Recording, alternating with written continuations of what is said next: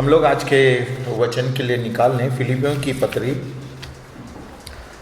उसका 2 अध्याय और उसकी 5 या 3 आयत से हम लोग पढ़ें 11 आयत तक। और उसमें कुछ बातें जो बहुत महत्वपूर्ण हैं, हम ध्यानपूर्वक सुने प्रभु का वचन क्या कहता है। विरोध या झूठी बड़ाई के लिए कुछ न करो, पर दीनता से एक दूसरे को अपने से अच्छा समझो। हर एक अपनी ही हित की नहीं वरन दूसरों के हित की भी चिंता करे। जैसा मसीह यीशु का स्वभाव था वैसा ही तुम्हारा भी स्वभाव हो, जिसने परमेश्वर के स्वरूप में होकर भी परमेश्वर के तुल्य होने को अपने वश में रखने की वस्तु ना समझा, वरन अपने आप को ऐसा शून्य कर दिया और दास का स्वरूप धारण किया और मनुष्यता की समानता में हो गया और मनुष्य के रूप में प्रकट होकर अपने आप को दीन किया और यहाँ तक आज्ञाकारी रहा कि मृत्यु, क्रूस की मृत्यु भी सहली। इस कारण परमेश्वर ने उसको अति महान भी किया और उसको वह नाम दिया जो सब नामों में श्रेष्ठ है, कि जो स्वर्ग में और पृथ्वी पर पृथ्वी के नीचे हैं वे सब यीशु के नाम पर घुटना टेकें और परमेश्वर पिता की महिमा के लिए हर एक जीव अंगीकार कर ले कि यीशु ही प्रभु है। आपको याद होगा कि मैंने आपके साथ 23 तारीख को परमेश्वर के वचन में से बांटा था और वो था मत्ती रचित सुसमाचार का 20वां अध्याय। और उसमें मैंने आपसे और हम सब से ये निवेदन किया था कि हम लोग इस बात पर ध्यान दें कि प्रभु हमसे क्या कहता है। और मैंने बताया था कि प्रभु ने समझाया था जब जब्दी के पुत्रों की माता ने आकर के अपने दोनों बेटों के लिए फेवर चाहा, तो प्रभु यीशु मसीह ने एक बात जो 26वीं आयत में मत्ती 20:26 में कहा था, परंतु तुम में ऐसा नहीं होगा, परंतु जो कोई तुम में बड़ा होना चाहे वो तुम्हारा सेवक बने और जो तुम में प्रधान होना चाहे वो तुम्हारा दास बने। अब ये केवल प्रभु ने शिक्षा नहीं दी, उसने कहा जैसे कि मनुष्य का पुत्र। उसने जब शिक्षा दी तो उसने एग्जाम्पल दिया और एग्जाम्पल किसी और का नहीं दिया, अपना खुद का दिया और कहा कि जैसे मनुष्य का पुत्र वह इसलिए नहीं आया कि उसकी सेवा टहल की जाए, परंतु इसलिए आया कि आप सेवा टहल करें और बहुतों की छुड़ौती के लिए अपने प्राण दे। और फिलिपियों 2 में उसी बात को प्रभु यीशु मसीह की पौलुस जो है बहुत अच्छे से समझाता है और वो कहता है 7वीं आयत में, वरन अपने आप को प्रभु ने ऐसा शून्य कर दिया कि दास का स्वरूप धारण किया। He became slave for us, he became servant for us।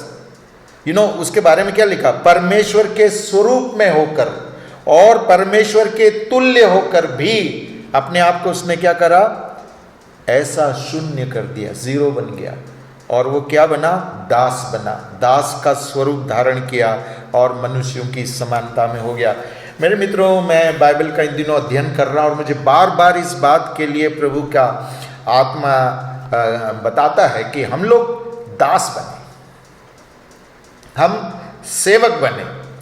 और जब मैं उत्पत्ति के अध्याय में ये कर रहा था कि उत्पत्ति के करीब करीब 17 अध्याय तक परमेश्वर के वचन में दास शब्द नहीं आया है। This is very strange. पहले अध्याय उत्पत्ति के ले के 17 अध्याय उत्पत्ति तक कोई भी वर्णन ऐसा नहीं आया जहां पर कि दास शब्द का उपयोग किया गया हो। लेकिन 18वां अध्याय में जब हम पढ़ते हैं तो पहली बार इब्राहिम जो है वो 3री आयत में कहता है, हे प्रभु यदि मुझ पर तेरे अनुग्रह की दृष्टि है तो मैं विनती करता हूं कि अपने दास के पास से चले न जाना, अपने दास के पास से चले न जाना। ये पहली बार इब्राहिम जो है एक दास के रूप में अपने आप को कहता है, एक दास बनाता है, एक दास कहता है। और मैं यहाँ एक और बात क्या दे रहा, अगर आप दास हैं तो आप ये विनती करेंगे कि प्रभु हमसे दूर ना हो। यहाँ पे क्या लिखा हुआ है, अपने दास के पास से चले न जाना। So first thing which the word of God teachers us is कि यदि हम दास बनते हैं तो हम हमेशा चाहेंगे कि स्वामी हमारे पास रहे, मालिक हमारे पास रहे और हम मालिक के साथ रहें। हम कभी भी अपने आप को अलग न करने की कोशिश करेंगे, क्योंकि हमें मालूम है कि हमारा स्वामी कैसा है। इस अब्राहम को पता चल गया था। और अगर आप 11 आयत से लेकर के 17 आयत तक अब्राहम के बारे में जब आप पढ़ते हैं तो बार बार परमेश्वर उसको उसके पास उपस्थित होकर के उसको बताता है, उसको समझाता है, और वो इतनी अच्छी अच्छी बातें सीख गया था परमेश्वर के पास में कि वो उसको लग रहा था कि परमेश्वर ही है जो उसकी ढाल चट्टान है। यहाँ पे देखिए 15वां अध्याय उत्पत्ति में, लेकिन बातों के पश्चात यहोवा का यह वचन दर्शन में अब्राहम के पास पहुंचा, हे अब्राहम मत डर, तेरी ढाल और तेरा अत्यंत बड़ा प्रतिफल मैं हूं। अब्राहम को ये पता चल गया था कि इस स्वामी को मैं छोड़ नहीं सकता, इस स्वामी से यदि मैं अलग हो गया तो मेरा भला नहीं होने का। और इसलिए वो बोलता है कि अपने दास के पास से चले जाना। काश ये हमारी विनती हो, काश ये हमारा एटीट्यूड हो कि हम ये कहें प्रभु तू हमसे दूर ना हो, और प्रभु ये भी ना हो कि हम तुझसे दूर हों। हम तेरे साथ रहें, तेरी इच्छा में चलें, तेरी मर्जी को पूरी कर सकें।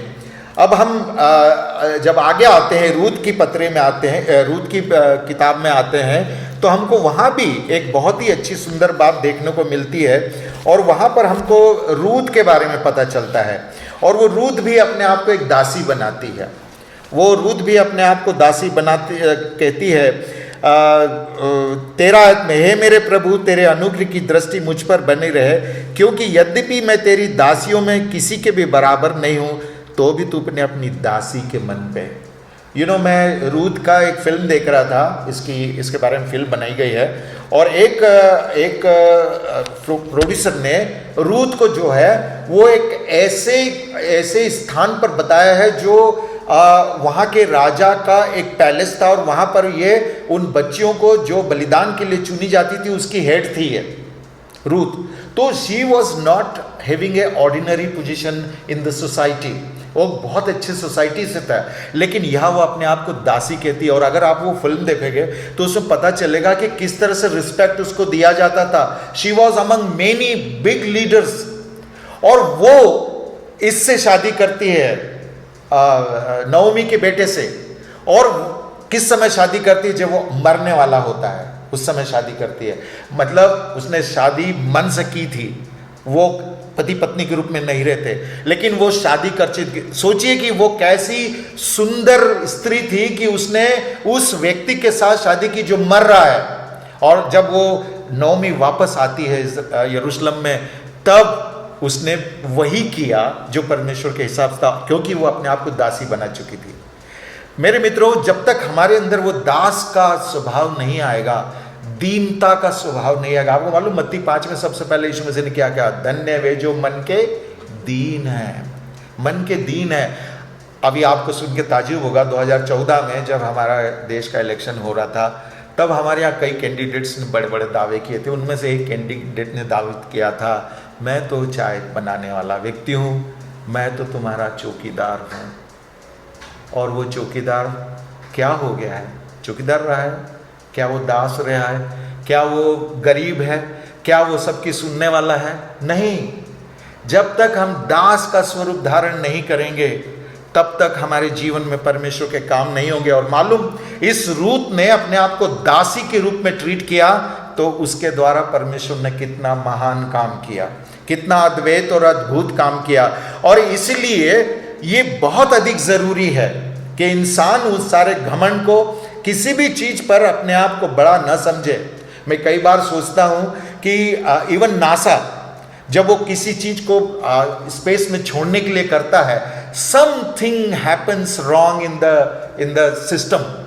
पूरा नासा जो अपने आप को बड़ा शक्तिशाली समझता है, एक पॉइंट पर आकर के वो हेल्पलेस हो जाता है। उसको अपने प्रोग्राम चेंज करने पड़ते हैं, क्योंकि वो सुप्रीमेसी नहीं है, क्योंकि वो सर्वशक्तिमान नहीं है, क्योंकि उसके पास सब करने की कुवत नहीं है।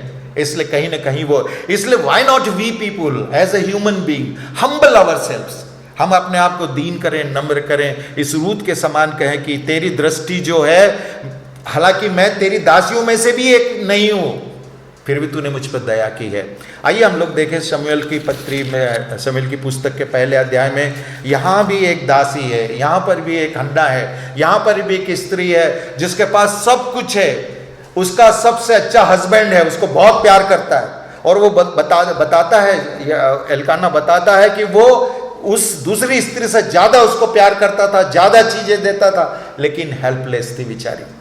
उसके पास कुछ भी नहीं था जो एक आनंद के तौर पे वो कर सके। सोना चांदी कपड़े लत्ते ये उसको आनंद नहीं दे सकते थे। और इसलिए वो क्या करती है, वो मंदिर में जाती है, बिलक बिलक कर रोती है। 10वीं आयत में लिखा बिलक बिलक कर रोती है। और 11वीं आयत में कहती है, यदि तू अपनी दासी के दुख पर दृष्टि करे और मेरी सुधि ले और अपनी दासी को भूल न जाए और अपनी दासी को पुत्र दे, तो उसे उसके जीवन भर यहोवा को अर्पण करूंगी। यहाँ पे 3 या 4 बार दासी शब्द आया है, वो दासी बनती है। और मजेदार बात है, जब हम परमेश्वर के दास और दासियां बन जाते हैं तब हम सेल्फ सेंटर्ड नहीं होते, हम अपने लिए नहीं सोचते, हम अपनी भलाई नहीं चाहते, हम अपने बारे में सब कुछ नहीं सोचते हैं। क्या लिखा है, यदि तू तेरी दासी को पुत्र देगा तो मैं उसको क्या करूंगा, तो तेरे भवन में जीवन भर के लिए अर्पण कर दूंगी।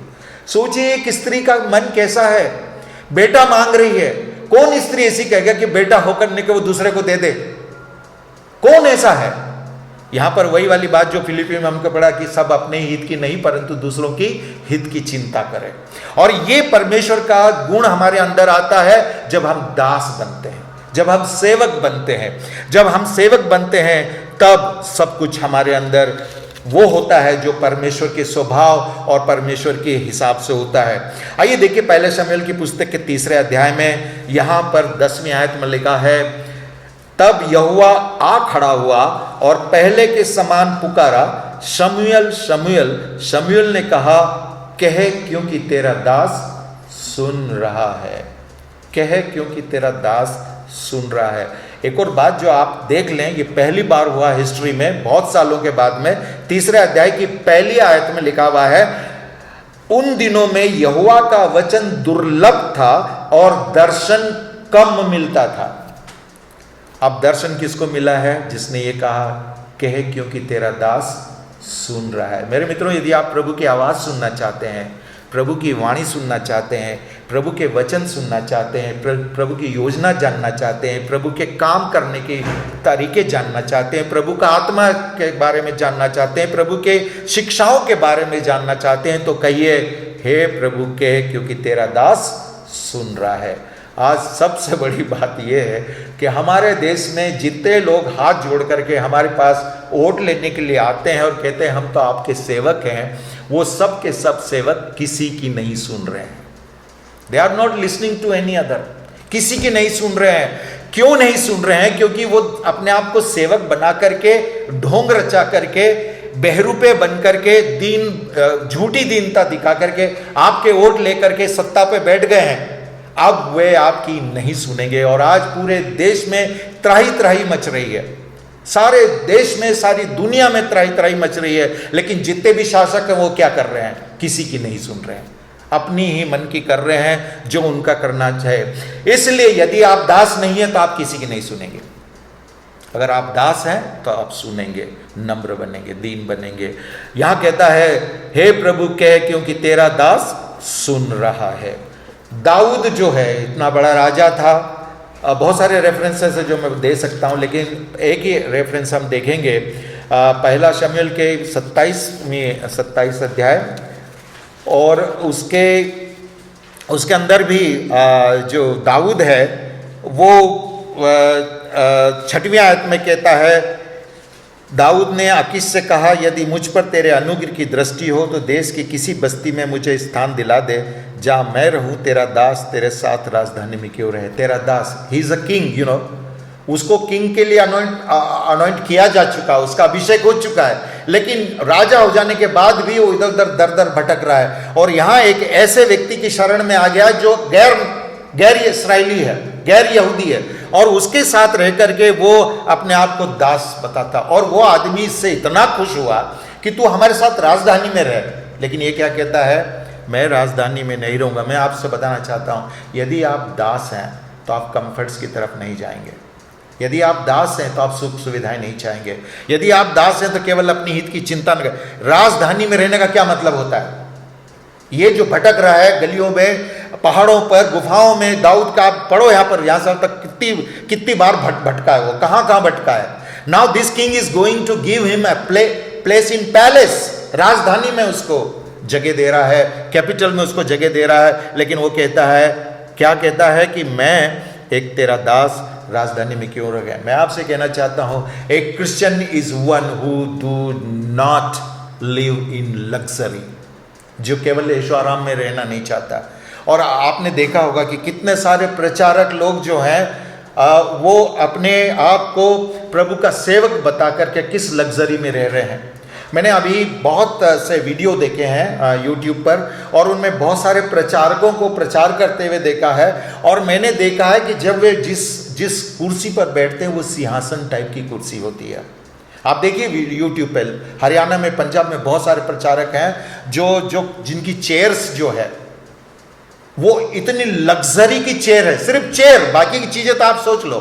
एक दिन मैं बेनी हिन के साइट पर गया था और मैंने वहाँ देखा था, और उसके सारे वेबसाइट पर मैंने पता लगाया तो पता चला कि उसका जो बेडरूम है, लिविंग रूम है, अरे बाप रे, इतना ज़्यादा सजाया और इतनी फैसिलिटीज़ के साथ में है। उसका स्विमिंग पूल है, उसका खुद का प्लेन है, उसकी इतनी संपत्ति, इतने लग्जरी है उसकी कि बस पूछो मत।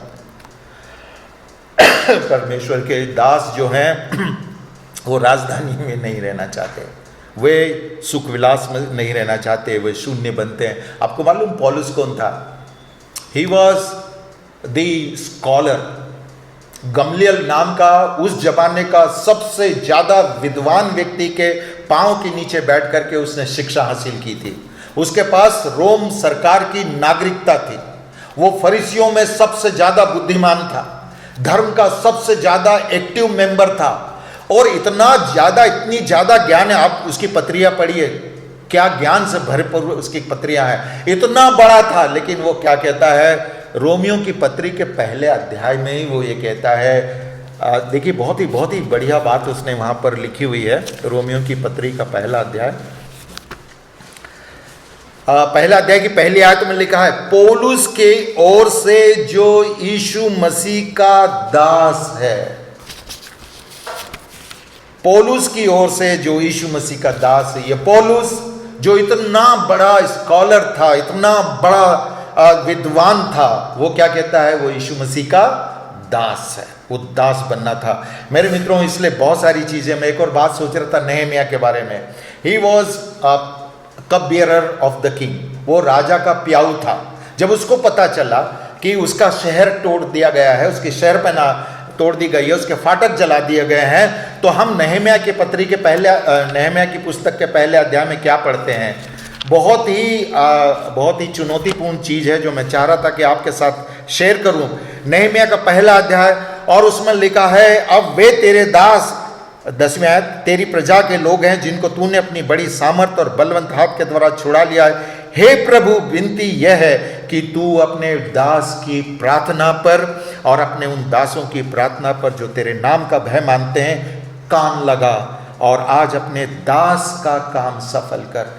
मेरे मित्रों, बहुत सारे लोग प्रोजेक्ट बनाते हैं, मसीही सेवा के बड़े बड़े प्रोजेक्ट बनाते हैं, बड़े बड़े काम करने, फंड्स इकट्ठे करते हैं, लोगों के पास अपीलें भेजते हैं, पैसा इकट्ठा करते हैं, सब करते हैं, लेकिन नेहमिया के समान कौन करता है? जब नेहमिया को पता चला कि उसके शहर, उसके यरूशलेम की शहर पे ना है को तोड़ दी गई है, फाटक जला दिए गए हैं, सब कुछ ध्वस्त कर दिया गया है, ये परमेश्वर के चरणों में बैठ करके कहता है, अपने दास की प्रार्थना पर ध्यान दे। कितने लोग हैं जो इस तरह की प्रार्थना करते हैं? मेरे मित्रों, यदि आप चाहते हैं कि परमेश्वर आपके काम में आशीष दे, आपके काम को बढ़ाए, आपके काम को गति दे, आपके काम को अंजाम दे, तो उसके लिए आपको दास बनने की जरूरत है, दास बन के प्रार्थना करने की जरूरत है। और आपको मालूम है कि इस दास ने, नेहमिया ने, जो कि बहुत बड़ी पोस्ट पर था, आज पीएमओ ऑफिस जो होता है और उसके अंदर भी बहुत सारे डिपार्टमेंट होते हैं, उसमें भी प्रधानमंत्री का खाना चखने वाले होते हैं, तो वो हमारे जैसे नहीं होते, वो बड़ी भारी पोस्ट पर होते हैं, उनकी बड़ी भारी सैलरी होती है, उनके बड़ा भारी रिस्पेक्ट होता है। हालांकि वो खाना चखते हैं या खाना खिलाते हैं, लेकिन उनकी बड़ी पोस्ट होती है। उसके बावजूद भी ये जो नेहमिया था, इतनी बड़ी पोस्ट होने पर अपने आप को क्या कहता है, मैं दास हूँ। मेरी दास की प्रार्थना पर तू कान लगा। और मेरे मित्रों, मैं आपसे कहना चाहता हूँ, शेयर करना चाहता हूँ, यदि हम सच्चाई और ईमानदारी से दास बन के प्रार्थना करेंगे, बहुत कुछ हो सकता है। इस देश के हालात सुधर सकते हैं यदि हम दास बन के प्रार्थना करें। हम घमंड न करें। हम किसी भी पोस्ट पर हो, किसी भी ओहदे पर हो, कितने भी लखपति हो, कितने भी धनवान हो, कितने भी सब कुछ हो, हम यदि दास बन के प्रार्थना करेंगे तो परमेश्वर हमारे काम को सफल करेगा। और अगर आज इन दिनों में इस पेंडेमिक में यदि हम सब लोग दीनता और नम्रता के साथ प्रभु के चरणों में आके प्रार्थना करें तो ये देश के हालात सुधर सकते हैं। लेकिन प्रॉब्लम क्या है कि कोई दास है ही नहीं, सब तो बॉस बने बैठे हैं, दास है ही नहीं, और इसलिए ये सब समस्याएं होती है। मेरे मित्रों, इसलिए बहुत सारे बात है जो कि आज मैं शेयर कर सकता हूं, लेकिन जो कहने वाली बात है वो है कि जैसे यीशु मसीह ने हमारे लिए क्या किया, दास का स्वरूप धारण किया, वो हमारे लिए दास बन गया। हमें भी दास बनने की जरूरत है। आपको मालूम है, अय्यूब एक ऐसा व्यक्ति है जिसके बारे में परमेश्वर घमंड करके शैतान के सामने बोलता है, शैतान, क्या तूने मेरे दास पर दृष्टि की है? What a blessing to Job. अय्यूब के लिए कितनी बड़ी आशीष है। कौन कह रहा है? परमेश्वर उसके लिए कह रहा है, क्या तूने मेरे दास पर दृष्टि की है? और आपको मालूम कि परमेश्वर को इतना कॉन्फिडेंस था इस दास पर कि परमेश्वर ने शैतान को चैलेंज कर दिया कि तू सब कुछ कर ले उसके साथ, उसके प्राण को छोड़ देना बस। And till that moment also, जब उसका सचमुच में सब नष्ट हो गया, सारे बच्चे मर गए, सारी प्रॉपर्टी चली गई, राख में बैठा हुआ है, खुजाल रहा है, इतना सब तकलीफ है, तब भी उसने परमेश्वर को भला बुरा नहीं किया। इसलिए परमेश्वर ने बड़े कॉन्फिडेंस के साथ कहा था, क्या तूने मेरे दास पर दृष्टि की है? What a blessing. कितनी आशीषें परमेश्वर की उस व्यक्ति के लिए। धन्य है वो व्यक्ति जिसके बारे में परमेश्वर कहे कि ये मेरा दास है। और हमने मत्ती 25 में देखा था कि प्रभु यीशु मसीह जब अपने स्वर्गदूतों के साथ न्याय करने के लिए आया था, एक तरफ दाहिनी उन्होंने भेड़ को खड़ा करा, बाएं उसने बकरियों को खड़ा करा, और दाई वालों से क्या कहा, हे मेरे पिता के धन्य लोगों। जहां अय्यूब को परमेश्वर कहता है कि क्या तूने मेरे दास पर दृष्टि की, वहां प्रभु यीशु मसीह हर एक उस व्यक्ति के लिए कहता है जो दीन और नम्र होकर के, दास बन करके सही तरीके से सेवा करता है, उसको कहता है मेरे पिता के धन्य लोगों, तुम उस राज्य के अधिकारी हो जाओ जो परमेश्वर ने आरंभ से तुम्हारे लिए तैयार कर रखा था। सो मेरे मित्रों, हमारी सक्सेस इस बात पे नहीं है कि हम कितना बड़ी शिक्षा ले लें। हमारी सक्सेस इस बात पे नहीं है कि हम कितने बड़े प्रचारक और कितने बड़े हीलर और कितने बड़े प्रॉफिट और कितने बड़े अपोस्टल हो जाएं। हमारे प्रभु में सबसे ज़्यादा सुख और शांति और दूसरों की भलाई की सबसे बड़ा जो की है, जो कुंजी है, वो ये है अपने आप को शून्य करना, अपने आप को दास बनाना, अपने आप को नम्र बनाना। इसलिए यीशु मसीह ने जब अपनी सेवकाई आरंभ करी तो उसने सबसे पहले यही कहा, धन्य है वे जो मन के दीन हैं, क्योंकि वे परमेश्वर के राज्य के अधिकारी होंगे। सो मेरे मित्रों, आज मैं ये आपके साथ ये शेयर करना चाहता हूँ, सक्सेस हमारे मसीह जीवन की इसमें नहीं है कि हम कितने प्रचार करते हैं, इसमें नहीं है कि हम कितने सारे चर्च प्लांट कर रहे हैं, इसमें नहीं है कि हमने कितने लोगों को चंगाई दी है, हाँ, इसमें नहीं है कि हम कितने लोगों की बीमारियां दूर करी है, कितने लोगों को क्या किया है। सक्सेस इस बात की है कि क्या हम प्रभु यीशु मसीह जैसे अपने आप को शून्य करते हैं, दास बनाने के लिए तैयार हैं। यदि हम प्रभु में अपने आप को दीन करेंगे, नम्र बनेंगे, दास बनाएंगे और दूसरों की चिंता करेंगे। यहाँ पे फिलिपियों में यही बात कही कि अपने ही नहीं परंतु क्या करा, दूसरों के हित की चिंता करें, दूसरों को अपने से अच्छा समझें। ये सबसे बड़ी दीनता की क्वालिटी है, दास की क्वालिटी है, वो दूसरे को अच्छा समझता है। आज सबसे बड़ी प्रॉब्लम है कि हम अपने आप को ही अच्छा समझते हैं, दूसरों को अच्छा समझते ही नहीं। हम अपने आप को ही सबसे बड़ा टीचर, सबसे बड़ा हीलर, सबसे बड़ा प्रचारक, सबसे बड़ा पादरी, सबसे बड़ा बिशप, हम अपने आप को समझते हैं, दूसरों के हित की चिंता नहीं करते। आज प्रभु का वचन मुझको और आपसे कहना चाहता है, हम दीन बने, हम नम्र बने, हम दास बने। प्रभु हमारे द्वारा बहुत कुछ काम करवाएगा, उसके राज्य का विस्तार होगा, हमारा देश बचेगा, हमारे लोग बचेंगे और हमारी कलीसियाएं बचेगी। प्रभु हम सबकी मदद करे कि हम दीन बने, नम्र बने और उसके दास बने। आइए प्रार्थना करें। प्रभु परमेश्वर, हम आपका धन्यवाद करते हैं कि आज आपके वचन से आपने हमको सिखाया कि हमारी ज़िंदगी की खुशी, हमारी ज़िंदगी की सफलता, हमारी ज़िंदगी की कुंजी इस बात में नहीं है कि हम क्या हैं, लेकिन इस बात में है कि हम दास बने, हम शून्य बने, हम नम्र बने, हम दीन बने। प्रभु जी, हम हन्ना के समान दीन बने, हम नहम्याह के समान दीन बने, हम अब्राहम के समान दीन बने। और हमारे प्रभु यीशु मसीह ने तो इतना बड़ा एग्जाम्पल रख दिया कि परमेश्वर के तुल्य होने को भी उसने अपने आप को नहीं समझा, लेकिन अपने आप को शून्य कर दिया, यहाँ तक आज्ञाकारी रहा कि दास का स्वरूप धारण किया। पिता हमारी मदद करें, हमें नम्रता का जीवन दें, हमें दास बनने का जीवन दें, हमारी मदद करें कि हम सेवा करें, हमारी मदद करें कि हम दूसरों के हित की चिंता करें, हमारी मदद करें कि हम दूसरों को अपने से अच्छा समझें। सारा आदर महिमा आपको देते हुए इस विनती यीशु के नाम से मांगते हैं, आमीन।